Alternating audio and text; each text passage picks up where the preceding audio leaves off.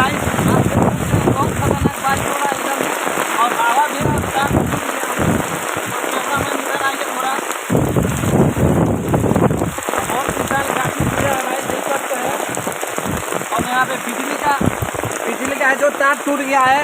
तो भाई ये रामपुर गांव है जो पूर्वी चंपारण में पड़ता है, देख सकते हैं।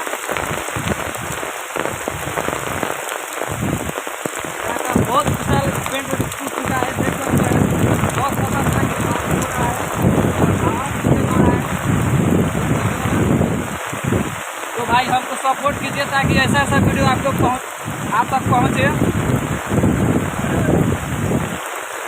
भाई आप लोग रियल वीडियो को कोई भी पोस्ट नहीं करता है ना शेयर नहीं करता है भाई, देख सकते हैं बहुत ही तेज पानी हो रहा है।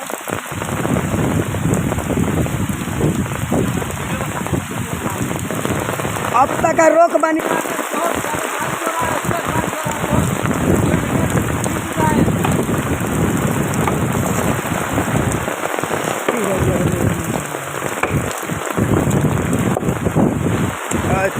टूट चुका है। आप लोग देख रहे हैं रामपुर का है।